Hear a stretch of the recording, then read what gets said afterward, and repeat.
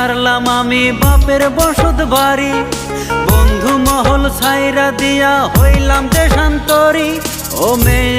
ও মেয়ে রে তুই বড়ই মিথ্যেবাদী, তোর কারণে হইলাম আমি অপরাধী। ও মেয়ে রে তুই বড়ই মিথ্যেবাদী, তোর কারণে হইলাম আমি অপরাধী। আগে আমি তোরে কত ভালোবাসিতাম, একটা নজর দেখার জন্য ছুটে আসিতাম।